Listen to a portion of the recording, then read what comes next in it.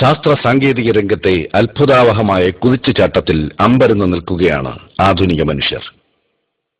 അതിദ്രുതം വളർന്നു വികസിക്കുന്ന ലോകത്തോടൊപ്പം എത്താൻ അവൻ കിതച്ചോടുകയാണ്. മനുഷ്യരുടെ സ്വപ്നങ്ങൾ അതിശീഘ്രം യാഥാർത്ഥ്യമായി പരിണമിക്കുമ്പോൾ തെല്ലൊരു അഹങ്കാരം അവരുടെ ഹൃദയഭിത്തിയിലേക്ക് കയറുന്നു. ബുദ്ധിശക്തിയിലും തന്റെ ദീർഘവീക്ഷണത്തിലും മതിപ്പ് രേഖപ്പെടുത്തുന്ന മനുഷ്യൻ അവനറിയാതെ അഹന്തയുടെ ആൾരൂപമായി മാറുന്നു. വിശാലമായ ഈ പ്രപഞ്ചത്തിലെ നിസ്സാര ജീവിയാണെന്ന സത്യം മറച്ചുപിടിക്കാൻ മനുഷ്യൻ കാണിക്കുന്ന തിടുക്കം ആശ്ചര്യജനകമാണ്. സുവ്യവസ്ഥിതവും സുഭദ്രവുമായി പ്രപഞ്ചത്തെ സംവിധാനം ചെയ്ത പരമകാരുണികനായ സൃഷ്ടാവിനെ മനുഷ്യർ മറക്കാൻ ഇഷ്ടപ്പെടുന്നു. നേടിയ കഴിവുകളും ബുദ്ധിശക്തിയും ദൈവത്തിന്റെ മുന്നിൽ കുറഞ്ഞു പോകുന്നത് അഹങ്കാരി എങ്ങനെ സഹിക്കും? അങ്ങനെ ദൈവത്തിന്റെ ആവശ്യമില്ലെന്ന് അഹന്തയുടെ കൊടുമുടിയിൽ കയറി അവൻ വിളിച്ചുകൂവി. ശാസ്ത്രം ഉയർച്ചയുടെ അതിവേഗ പാത കണ്ടെത്തിയതോടെ ഒടേ തമ്പുരാന് വലിയ കാര്യങ്ങളിൽ പങ്കില്ലെന്ന് പറയാൻ മനുഷ്യർ ധാർഷ്ട്യം കാണിച്ചു. വാക്കുകളിൽ നിന്ന് ദൈവത്തെ പറിച്ചെറിയാൻ ശ്രമിക്കുമ്പോഴും മനസ്സിന്റെ കോണിൽ എവിടെയോ ഇതിനെതിരെ പ്രതിഷേധമുയരുന്നത് നിഷേധിയെ ഉത്കണ്ഠാകുലനാക്കി. വൈവിധ്യങ്ങൾ കൊണ്ട് പ്രകൃതിയെ അലങ്കരിച്ചതിന് പിന്നിലെ ശക്തിയെ തള്ളിമാറ്റുമ്പോഴും മനസ്സിൽ നിന്നുയരുന്ന അർത്ഥവത്തായ ചോദ്യങ്ങൾക്ക് മുന്നിൽ പിടിച്ചു നിൽക്കാനാവുന്നില്ല. മനുഷ്യരുടെ നിസ്സഹായ അവസ്ഥ ബോധ്യപ്പെടുത്താനും ഈ ലോകത്തിന്റെ നശ്വരതയെ അറിയിക്കാനും പ്രപഞ്ച സൃഷ്ടാവിന്റെ ഇടപെടലുകൾ ഉണ്ടാവുമ്പോൾ ദൈവനിഷേധമെന്നത് വിഡ്ഢിത്തമാണെന്ന് വെളിച്ചത്തിന്റെ തരിമ്പെങ്കിലും ഹൃദയത്തിലുള്ളവർക്ക് മനസ്സിലാകുന്നു. ഭൂകമ്പങ്ങൾ, കൊടുങ്കാറ്റ്, ആർത്തലച്ചുവരുന്ന സുനാമി രാക്ഷസ തിരമാലകൾ, കൊടും പ്രളയം, ദൈവത്തിന്റെ ഇടപെടലുകൾക്ക് മുന്നിൽ മനുഷ്യർ തീർത്തും നിസ്സഹായരാകുന്നു. കൊട്ടാരതുല്യമായ കെട്ടിടങ്ങളിൽ അന്തി ഉറങ്ങിയവർ എത്ര പെട്ടെന്നാണ് കൊടും ചൂടും തണുപ്പും സഹിച്ച് ദുരിതാശ്വാസ ക്യാമ്പുകളിൽ കഴിയുന്നത്. അഭിമാനത്തിന്റെ ബിംബങ്ങളായി മനുഷ്യർ കരുതിയതെല്ലാം മണൽക്കൂന കണക്കെ നിലം പൊത്തുമ്പോൾ കാരണം കണ്ടെത്താൻ വിഷമിക്കുകയാണ്. വൈദ്യശാസ്ത്രത്തെ വെല്ലുവിളിച്ച് എയ്ഡ്സും ക്യാൻസറും സ്മൃതിനാശവും മാരക രോഗങ്ങളും കളം നിറഞ്ഞാടുമ്പോൾ മനുഷ്യരുടെ നിസ്സഹായ അവസ്ഥ കൂടുതൽ തെളിയുകയാണ്. പൂർത്തിയാവാത്ത സ്വപ്നങ്ങളെ പരിഹസിച്ച് മരണമെന്ന അതിഥി വന്നെത്തുമ്പോൾ പണത്തിന് മീതെ കയറി ഒളിക്കാനാവുമോ? ഉണ്ടെങ്കിൽ അതിനുദാഹരണങ്ങൾ വേണ്ടേ? മരണം ഒരു സത്യമാണ്. മരണത്തിന്റെ വരവിൽ കാരണങ്ങൾ അപ്രസക്തമാകുന്നു. പിതാവിനെ വിട്ട് ചിലപ്പോൾ അത് മകനെ പിടികൂടും, മറ്റു ചിലപ്പോൾ മക്കളെ വിട്ട് മാതാവിനെയും പിതാവിനെയും. മുത്തച്ഛനെ ഒഴിവാക്കി പേരമകനെ തേടി മരണമെത്തുമ്പോൾ കാരണങ്ങൾക്ക് എന്ത് പ്രസക്തി? മനുഷ്യരെ സൃഷ്ടിച്ച് സംവിധാനം ചെയ്ത ദൈവത്തിന് തന്നെയാണ് മരണത്തിന്റെ അവകാശവും. ഭൂമിയിൽ ജീവിക്കാൻ ദൈവം നൽകിയ കാലം എത്ര കുറച്ചാണ്. അനശ്വരമായ ജീവിതം മരണാനന്തരം മറുലോകത്താണെന്നത് അവന്റെ ലംഘനമില്ലാത്ത വാഗ്ദാനമാണ്. ഹ്രസ്വമായ ഐഹിക ജീവിതം സന്തോഷവും ദുഃഖവും നിറഞ്ഞതാണ്. ജീവിതം മധുരതരമാകുന്നത് അതുകൊണ്ടാണല്ലോ. ജീവിതത്തിൽ ഒട്ടേറെ പ്രശ്നങ്ങളെ അഭിമുഖീകരിക്കേണ്ടി വരും. പ്രിയപ്പെട്ടവരുടെ മരണം, രോഗം, ധനനഷ്ടം, ദാമ്പത്യ പ്രശ്നങ്ങൾ, കുടുംബ പ്രശ്നങ്ങൾ, സാമൂഹിക പ്രശ്നങ്ങൾ, മാനഹാനി.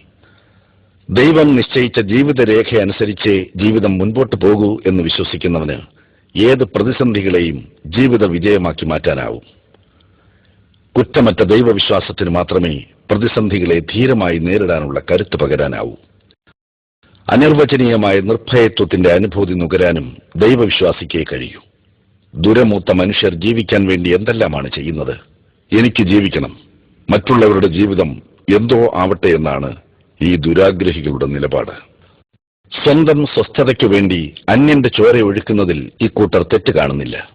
കൊല, കൊള്ള, ഭീകരാക്രമണങ്ങൾ, വർഗീയ കലാപങ്ങൾ, യുദ്ധങ്ങൾ, വിപ്ലവങ്ങൾ, പ്രതിവിപ്ലവങ്ങൾ. ആർത്തിയാണ് ഈ മനുഷ്യവിരുദ്ധ നീക്കങ്ങളുടെ എല്ലാം പിന്നിൽ. ദുർബലർക്ക് മീതെ ചാടി വീഴുന്ന വൻ ശക്തികൾ അവരുടെ മണ്ണും വിണ്ണും കൊള്ളയടിച്ച് സ്വന്തം രാജ്യത്തിന്റെ സുസ്ഥിതിയും സുസ്ഥിരതയും ഉറപ്പാക്കുന്നു. അയൽ രാജ്യങ്ങളെ തമ്മിൽ തല്ലിച്ച് ആയുധ വ്യാപാരം കൊഴിപ്പിക്കുന്നതിലാണ് വൻ ശക്തികളുടെ ശ്രദ്ധ. ജീവിത പ്രാരാബ്ധങ്ങളും സാമൂഹിക പ്രശ്നങ്ങളും നിർഭയത്വമില്ലായ്മയും ശാന്തിയുടെ തുരുത്ത് തേടാൻ മനുഷ്യനെ നിരന്തരമായി പ്രേരിപ്പിക്കുകയാണ്. ഉള്ളവനും ഇല്ലാത്തവനും അന്വേഷിക്കുന്നത് അല്പം സമാധാനമാണ്. ജീവിക്കാൻ വേണ്ടി തിരക്ക് പിടിച്ചോടുന്നതിനിടയിൽ എന്തിനിത്ര ധൃതിയെന്ന് വല്ലപ്പോഴും മനസ്സ് ചോദിക്കുന്നു. സാന്ത്വനിപ്പിക്കാനോ ആശ്വാസവചസ്സുകൾ ഉരുവിടാനോ ആർക്കും തന്നെപ്പോലെ തന്നെ നേരമില്ലെന്നറിയാം.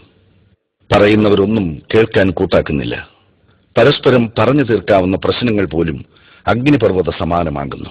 ഇളകിയ ബന്ധങ്ങളും പൊരുത്തപ്പെടാത്ത കുടുംബ ബന്ധവും ബാധ്യതയില്ലാത്ത മക്കളും പണത്തിന്റെയും പ്രതാപത്തിന്റെയും നിറം കെടുത്തുന്നു. സമ്പാദ്യമൊന്നും വേണ്ടിയിരുന്നില്ല, ഇത്തിരി സമാധാനം കിട്ടിയാൽ മതിയായിരുന്നെന്ന് വിലപിക്കുന്നവരുടെ എണ്ണം വർദ്ധിക്കുകയാണ്. മദ്യവും മയക്കുമരുന്നും വ്യഭിചാരവും പരിധിവിട്ട ബന്ധങ്ങളും വില്ലനായി വന്നെത്തുന്നത് ഈ വിലാപം സൃഷ്ടിക്കുന്ന ശൂന്യതയിലേക്കാണ്. താൽക്കാലികമായി ലഭിക്കുന്ന അനുഭൂതി വഴിവിട്ട ജീവിതത്തിന് എല്ലാം തകർന്നവനെ കൂടുതൽ പ്രേരിപ്പിക്കുന്നു. എല്ലാം തുലയാൻ പിന്നീട് അധികമൊന്നും കാത്തിരിക്കേണ്ടി വരില്ല.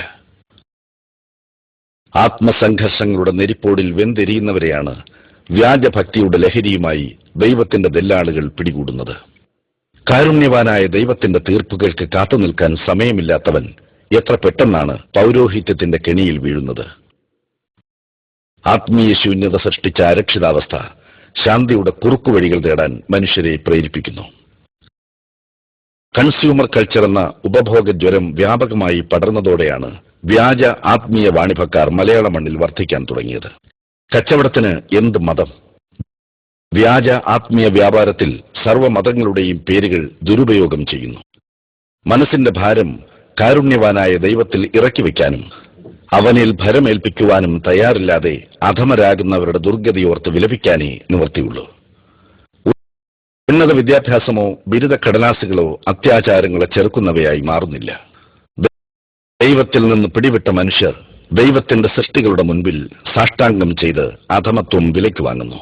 നിസ്സഹായരായ ദൈവത്തിന്റെ സൃഷ്ടികളോട് സഹായാർത്ഥന നടത്തുന്നത് എത്ര വിവരക്കേടാണ്. ശവകുടീര പൂജ എങ്ങും വ്യാപകമാണ്. വ്യാജ ശവകുടീര നിർമ്മിതി യുക്തിയുടെ സർവ്വ അളവുകോലുകളെയും നന്നായി കളിയാക്കുന്നു, പ്രമാണങ്ങളെ പുറംതള്ളുകയും ചെയ്യുന്നു. ശവകുടീര വ്യവസായം ഏത് സാമ്പത്തിക പ്രതിസന്ധിയെയും അതിജയിക്കുമെന്ന് പുരോഹിത വ്യവസായികൾ തിരിച്ചറിഞ്ഞിരിക്കുന്നു. മുതൽ മുടക്കില്ലാതെ കോടികൾ കൊയ്യുന്ന കൺകെട്ട് വിദ്യ ശവകുടീര വ്യാപാരമല്ലാതെ മറ്റെന്തുണ്ട്? കല്ലും മുള്ളും മരവും അജ്ഞാത ശവങ്ങളും മൺകൂനകളും ഭ്രാന്തന്മാരും കോർപ്പറേറ്റുകൾ സ്പോൺസർ ചെയ്യുന്ന ഹൈടെക് ആത്മീയ വാണിഭക്കാരുമെല്ലാം ആത്മീയ ശൂന്യത ചൂഷണം ചെയ്യുന്ന കാലമാണിത്.